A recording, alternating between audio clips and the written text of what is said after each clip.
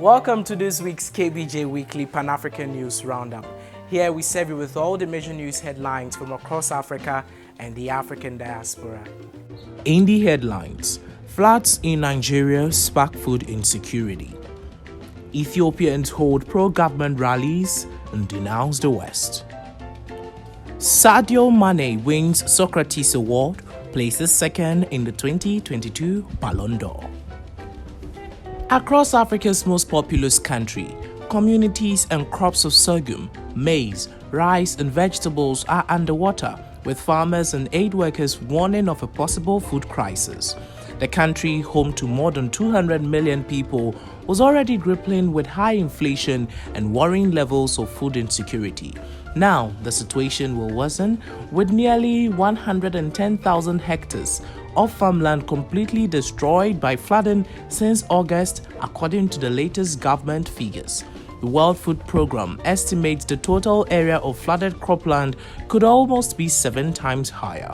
Quote, flooding is still ongoing, and we can safely say that between 60 to 75% of yield we expected is going to be lost, unquote. Kabir Ibrahim, president of All Farmers Association of Nigeria, told the journalist last week. More than 600 people have died and 1.3 million others were forced to leave their homes, according to the latest figures given by the Minister of Humanitarian Affairs, Sadiya Umar Farouk. Several towns and cities in Ethiopia have held anti-Western rallies in the past week.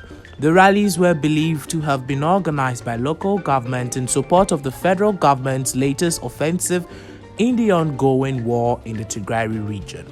Local government officials and their supporters attracted hundreds of thousands of people across the country. One rally goer in the Ethiopian capital Addis Ababa, Salamawet Barihan, said, quote, "What I want to convey for the West is that we want peace and love. We don't want anyone to die. All people are our people. We do not need anyone's interference. We can manage our country and our own sovereignty," unquote. Many people displayed banners urging the United States to stop supporting the Tigray People's Liberation Front, while others were purely anti-Western. This came amid hopes of talks between the Ethiopian government and the TPLF to end the war raging across the region. Malawi has discovered a mass grave in the north of the country containing the remains of 25 people suspected to be migrants from Ethiopia, police said last Wednesday. Quote, "The grave was discovered late on Tuesday, but we condoned it off and started exhuming today. So far, we have exhumed over 25 bodies." Police were alerted by villagers in the Nzimba area, around 250 kilometers north of the capital, Lilongwe, who stumbled on the grave while collecting wild honey in the forest. The bodies appeared to have been buried, probably not more than a month ago, he said. Malawi is a popular route for illegal migrants from East Africa being smuggled to South Africa, the continent's most industrialized country, and a magnet for poor people from elsewhere on the continent. Police often catch trucks transporting migrants passing through the country en route to South Africa via Mozambique. Kalaya said that between January and September this year, authorities had intercepted 221 illegal migrants, 186 of whom were Ethiopians. Ibrahim Traoré, a young army captain who led the latest coup in Burkina Faso, became interim president last Friday, vowing to win back territory from the jihadists. Traoré pledged support for a transitional leading to elections in July 2024 as he took the oath of office in the capital Ouagadougou under tight security. Traoré, 34, led the disgruntling junior officers last month in the second coup in 8 months to hit the West African country. The motive, as in January, was anger at failures to stem a 7-year jihadist insurgence that has claimed thousands of lives and driven nearly 2 million people from their homes. Junta members had already announced that they would take over the role of transitional president, but Friday was the official investiture. After taking the oath of office, Traoré, dressed in military fatigues and a scarf with the country's national colors, said, "We are confronted with a security and humanitarian crisis without precedent." Quote, our aims are none other than the reconquest of territory occupied by these hoarders of terrorists," unquote. He added, Burkina's existence is in danger. The swearing-in was outlined with a transitional charter adopted last week. Traders in Ghana's capital, Accra, closed their shops and businesses in a 3-day protest over the soaring cost of living as the West African country battles the economic fallout from the Ukrainian war. Ghana faces a high debt load and inflation at a historic high of 37% as at last September, while the local cedi currency has plummeted against the US dollar. Quote, prices and import duty have risen due to the cedi depreciation and dollar appreciation, so importers find it difficult to import items due to the hikes in duty and customers no longer come in, expressed by Kweku Onoche, who is a merchant. The daily gridlock in Accra's central business district and in the biggest vehicle spare parts district was largely absent, with only street food vendors in front of shuttered shops. The Ghana Union of Traders Association, GUTA, said that the move sent a signal to the government that they were frustrated over poor economic management. President Nana Addo Dankwa Akufo-Addo is under pressure over his economic management after reversing his position to entering talks with the IMF over a $3 billion loan to shore up public finances. Ghana's central bank has increased its benchmark lending rate by 10 percentage points this year to 24.5% in a bid to tame price growth, but that increased borrowing costs for traders. The International Monetary Fund has started talks with Ghana over a deal, and last month IMF officials said they expect to reach an agreement before the end of the year. The 5th edition of the Youth Connect Summit ended in Kigali, Rwanda last Saturday after 3 days conferences, masterclass, and networking sessions. Thousands of young innovators and leaders from all across the world attended the event to discuss different ways to promote growth and advancement for the youth of the African continent.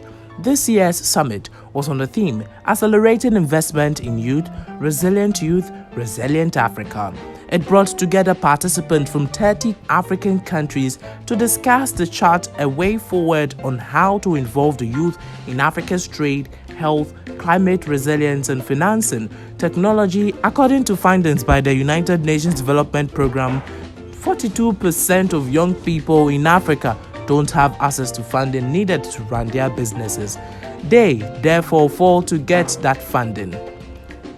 Sometimes their ideas remain in the back of their heads and they are unable to take their dreams to the market and reach their customers.